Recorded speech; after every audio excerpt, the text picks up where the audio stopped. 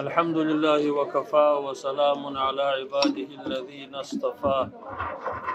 أما بعد فأعوذ بالله من الشيطان الرجيم. بسم الله الرحمن الرحيم. الحمد لله رب العالمين الرحمن الرحيم مالك يوم الدين إياك نعبد وإياك نستعين اهدنا الصراط المستقيم صراط الذين أنعمت عليهم غير المغضوب عليهم ولا الضالين آمين. صدق الله العلي العظيم وصدق رسوله النبي الكريم ونحن على ذلك من الشاهدين والشاكرين والحمد لله رب العالمين. قدرمندو علماء کرام مشایخ عظام مجاهدین کرام او مخلص متدین مجاهدین ورونو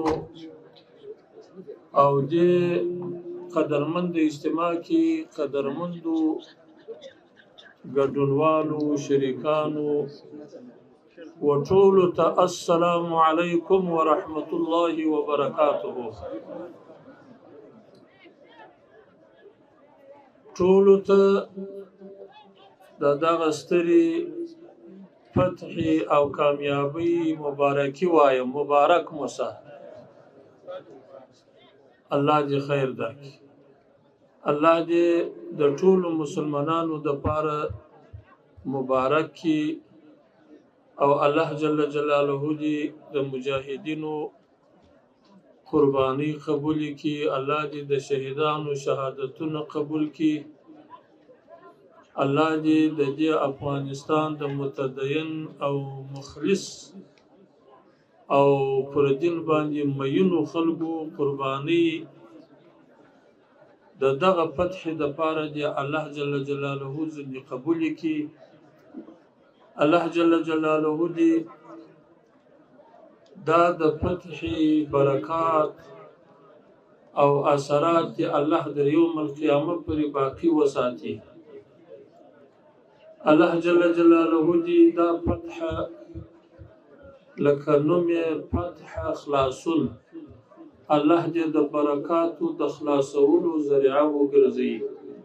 الله دې د نصرت او د کامیابیو د مسلمانانو دپاره د خلاصون ذریعه وګرځي.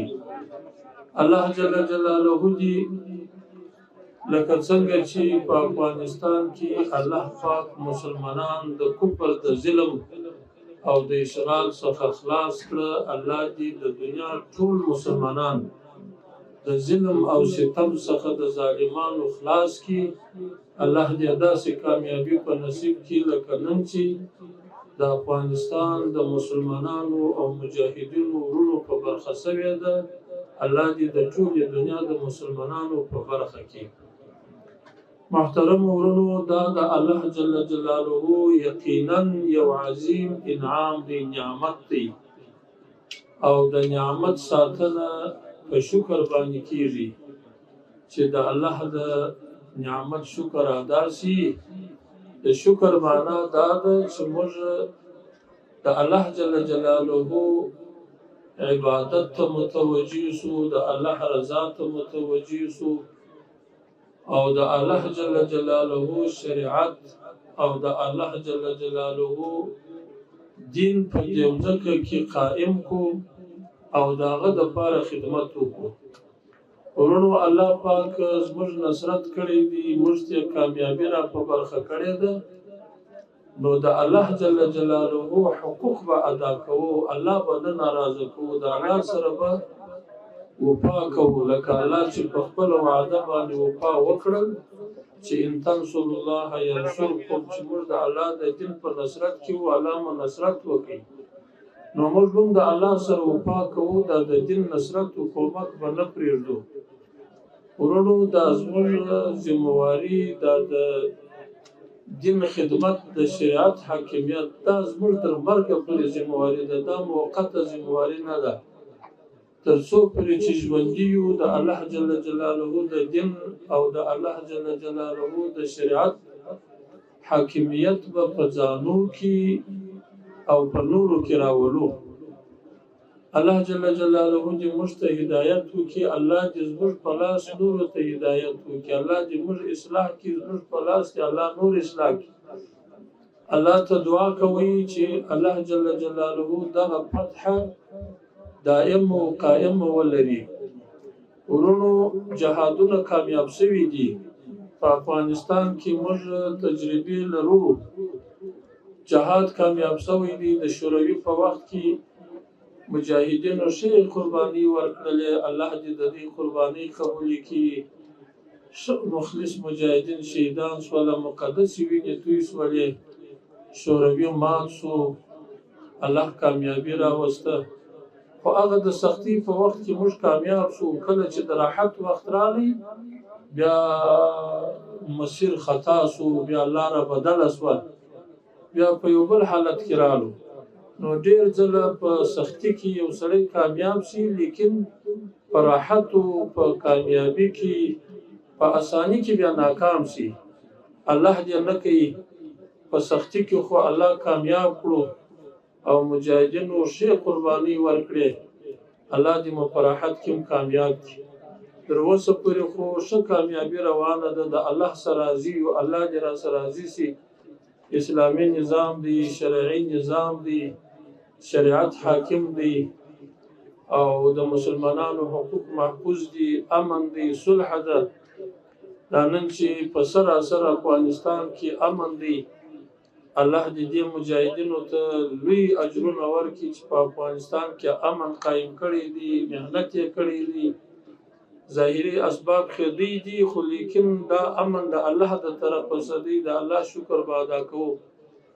او دا اوس چې افغانستان کې اسلامي نظام د شریعت لپاره کار روان دی او اسلامي نظام ورځ تر بلې محکمه کیږي.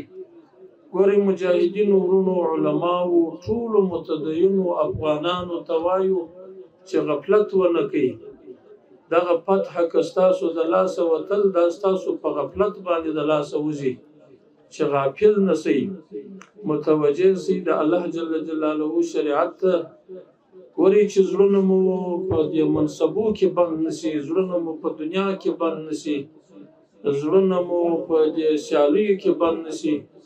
مخکې خلکو سیالي شروع کړه، پر منصب باندې، پر قدرت باندې جنګونه شروع کړه، ډلې ټپلې یې جوړې کړې، قومیت را شروع شو، منطقه بازي شروع شوه، تبعیض شروع شو، هر چا خپل ځان ته حکومت جوړ کړي. ګورئ د دې شیانو څخه ځان وساتئ. خپل په مابینځ کې دوستی او دشمنی خاص د الله جل جلاله د رضا په خاطر باندې کوي. ګورئ دا دوستی او دشمنی د قرابت په لحاظ مکوي. د انبیاء مبارکانو زامن الله پاک قرآن پاک کې ورته وایي انه ليس من اهلک. کله چې د شریعت پر لار باندې نه دی روان، الله واغه نبی ته وایي دا ستا د اولاد سره نه دی. نو هغه څوک به موږ دوست وي او هغه څوک مو دشمن وي چې د الله پاک د دین دوست او هغه زموږ دوست دی. چې د الله دوست وي هغه زموږ دوست دی، چې د الله دشمن وي هغه زموږ دشمن دی. دغه دوستی او دشمنی، حب الله، بغض الله، دا هغه لوړه مرتبه د ایمان ده چې الله په سړي کې پیدا کړي. ګوري حب الله او بغض الله په ځان کې راولي، د قدرت شوق تر پکې پیدا نشي، د قومیت شوق تر پکې پیدا نشي، د منطقي او د علاقې شوق تر پکې پیدا نشي چې دا د شمال دی، دا د جنوب دی، دا د شرق دی، دا د غرب دی. دا تبعیض در پکې پیدا نشي چې دا فارسی زبان دی، دا پښتون دی، دا تاجک دی، دا ازبک دی، دا بلوچ دی، دا پښتون دی. ګوري لله فی الله د تقوا په لحاظ، د مسلمانی په لحاظ خپل تعلق سره وساتي، خپل ورورګلوي سره وساتي. انما المؤمنون اخوه، مؤمنان سره ورونه دي. نو الله جل جلاله به دا نظام باقی پرېږدي او اسلامي نظام ته ښه متوجه شي، په خپلو کورو کې اسلام او شریعت حاکم کړي، په خپل کلي کې حاکم کړي، په خپلو اولادو کې حاکم کړي، په خپلو انډیوالانو کې حاکم کړي او عدالت راولي. عدالت وري د الله جل جلاله حکم اول پر ځان، بیا پر خپل اولاد، بیا پر خپل قریبانو، بیا پر نورو خلکو باندې تطبیق کړي. وري چې فرق در سره نشي، که مجاهدین دي، که علما دي، که حاکمان دي، که قضات دي، که دغه اسلامي نظام پر عدالت باندې ولاړ او عدالت فیصلې کولې، بیا به دا نظام باقی پاتې تر یوم القیامه هم پاتې. که ظلم رالی، وحشت رالی او سپارښتونه راله او قدرتمن سړی نه محکمه کېدی، غریب سړی محکمه کېدی او داغه سپارښت نه و، په سپارښتو باندې فیصلې کېدې، کارونه په سپارښتو باندې کېدل، په واسطو باندې کېدل. غریبانو دا بې سپارښتو بې وسیلې خلک پاته وه، هغه د قدرتمن خلک، هغه واسطه والا خلک هغه مخته وه. عدالت پاته سو، بیا دا نظام پاتېږي نه، بیا به دا نظام له منځه ځي. نو ټول کوشش وکړي د دې غریبانو قدر کوي، د دې مظلومانو قدر کوي. ګوري دا افغانستان چې دی دا د مظلومانو کور دی، دا د شهیدانو کور دی، دا د زخمیانو کور دی، دا د مجاهدینو کور دی. داسې څوک نشته په دې افغانستان کې چې د هغه کور دی غم نه وي وهلی، په هغه کور کې د شهید نه وي سوی، په هغه کور کې د زخمي نه وي سوی، په هغه کور کې د سړی نه وي بندي سوی. دا ټول مظلومان خلک دي. د دې ښه خدمت کوي، که نه قدر یې کوي، عزت یې کوي. او الله چې نن و تاسو ته دا کامیابي درکړې ده، دومره عظیمه کامیابي چې په فکر کې نه راتله چې داسې یو حالت به راځي. غرب و دغه اشریان و دا چې وحشت و دهشت و اشغال و ظلم یې راوستلي و، دا به بیا ماتېږي.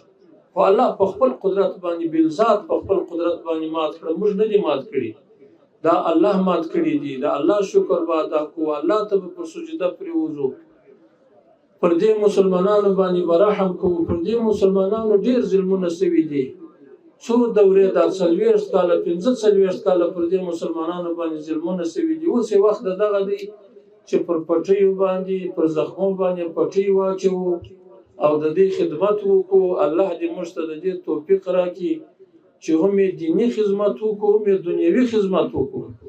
لیکن اولیت به مو دیني خدمت دی، اول یې د دین خدمت وکړي. ورونو دین ور زده کړي، بچانو ته اولادونو ته علم ور زده کړي، پوهه ور زده کړي، اسلام ور وښیاست. هر څوک چې مسؤلین دي هغه د اول د دین زده کړه و خلکو ته وکړي، دیني خدمت یې وکړي، اسلامي خدمت یې وکړي. په دوم قدم کې دې بیا د دې د دنیایي خدمت وکړي، اقتصادي خدمت یې وکړي، بیت المال دې ور وساتي او مستحقینو ته دې ورسوي، یتیمانو ته دې ورسوي، غریبانو ته دې ورسوي، د غریبانو د حال پوښتنه دې وکړي. الله جل جلاله دې دغه حالت پر مسلمانانو، پر دې افغانانو باندې دائم وګرځي او الله دې استقامت ورکړي. ورونو د خپلو مسؤلینو ته دعاګانې کوي، دا ولات الامور ته دعاوې کوي، په لمانځه کې دا دعا ورته کوي، وا یا رب العالمین ته زموږ د مسؤلینو ته استقامت ورکړي. یا الله د دې اسلامي نظام د استحکام توفیق ورکړي. یا الله په زړه کې د منصب محبت ما اچي، یا الله په زړه کې د دنیا محبت ما اچي، یا الله په زړه کې د قومیت محبت ما اچي. یا الله یوازې ستاسو د دین محبت په زړه کې واچي، د عدالت محبت واچي، د خلکو د اسلامي خدمت محبت په زړه کې واچي. دعاګانې ورته کوي، ما تم دعا کوي. تاسو علما کرام ناس دي، ما کتاب کتی د عبدالمختار په دې کې لیکلی و، وای ويجب ان يدعى له بالصلاح. دا واجب ده چې تاسو د وخت امام امیر ته دعا د صلاح وکړي، و دې امیرانو ته دعا د صلاح وکړي. بیا مې په کور کې د ماشومانو ته وویل ما ولیدل چې وایي ویجبو دلته یجبو لفظ استعمال کړی دی چې دا دعا د وخت و امیر ته واجب ده آینده ما ولکوي واجب چې سړی پرېږدي غاړې بندېږي باید دا د مور و پلار سره چې دعا کوي چې یا الله زما مور و پلار وبخښې و یا الله زموږ امیر ته استقامت ورکړي یا الله په زړه کې عدالت واچوي که یو وارې دا زړه بلې خوا ته واوښتی نو خو بسته امت ځینې تباه کېږي یا الله که د ظلم خوا ته واوښتی بسته امت ځینې تباه کېږي ګورې موږ په د خطبو کې حضرت ابوبکر صدیق رضی الله تعالی عنه حضرت عمر فاروق رضی الله تعالی عنه دا خلفای اربعه رضی الله تعالی عنهم حسنین رضی الله تعالی عنهما فاطمه رضی الله تعالی عنها دعاوې کوو اوس هغه عشره مبشره په دنیا کې د جنت زیری ورته سوی دي نو هغه په دعا باندې ډېر حقدار دي که موږ د اخرې زمانې امیران چې موږ ډېر کمزوري په علم کې کمزوري په تقوا کې کمزوري چې د مسلمانانو دعا نه یو حرکت هم نشو کولی نو تاسو په اخلاص باندې مسؤلینو ته دعا کوئ موږ ته دعا کوئ چې یا رب العالمین اوس خو دا واګې د دوی په لاس کې دي دا نظام د دوی په لاس کې دي یا الله یا مقلب القلوب قلب قلوبهم على طاعتك دا دعا ورته یا الله زړونه ستا پر طاعت راواړوه د ظلم په خوا یې مه اړوه که د یو وارې د دوی زړونه واوښتل د ظلم په خوا بیا به موږ د داسې خطرناکو بدو انجامو سره مخ شو لکه مخکې چې مخ شوي وو نو الله جل جلاله دې ستاسو د اجتماع قبوله کړي په آخر کې بیا درته مبارکي وایم علماو ته وایم ټولو افغانانو ټولو مسلمانانو ته وایم د زړه د کومې الله دې دغه تاسو حاضر مجلس ټول وبخښي پروردګار عالم دې جنت الفردوس درکړي الله دې د افغانستان ټول مسلمانان وبخښي د دنیا مسلمانان دې الله وبخښي یو دعا وکړي الله دې د فلسطین مسلمانان د دې ظلم څخه د اسرائیل خلاص کړي الله دې د دې وحشت او ظلم څخه د کافرانو چې نن روان کړي دي رب جل جلاله دې په خپل د اسی بالذات قدرت باندې په خپل فضل باندې خلاص کړي لکه افغانان چې خلاص کړ الله دې د اسی آزاد کړي لکه افغانان چې نن آزاد شو الله دې د اسی فتح ورته راولي الله دې دا مسجد اقصی او بیت المقدس دې رب جل جلاله زموږ په سترګو باندې مفتوح او آزاد وویني الله دې اسرائیل ته داسې عذاب ورکړي لکه فرعون او نمرود شدت چې ورکړي دي الله دې په عذاب باندې اخته کړي او رب جل جلاله دې د دنیا ټول مظلوم مسلمانان د ظلم څخه د ظالمانو خلاص کړي او الله دې موږ ته توفیق د نیکو اعمالو راکړي واخر دعوانا ان الحمد لله رب العالمين نو تاسو وخت باندې سما بس صرف مبارکي مې درته کو ډېر خوشاله سوم تاسو په دې اجتماع په نیت ثواب د کور چې را روان سوم په د انیت المال درځي چې واسه د مسلمانانو اجتماع د الله په دعا پکښ قبول کړي نو الله دې زموږ دعاګانې قبول کړي په زړه کې د الله سره حضور برابر کړي دا مجاهدین چې تیریږي دعا ورته کوي چې الله دې را کامیاب کړي پروردګار عالم دې د دې په لاس باندې نیک او ښه کارونه دې الله وکړي الله دې د هر آفت او فتنې څخه تاسو مو ساتي الله دې مو ساتي الله دې ټول مسلمانان مو ساتي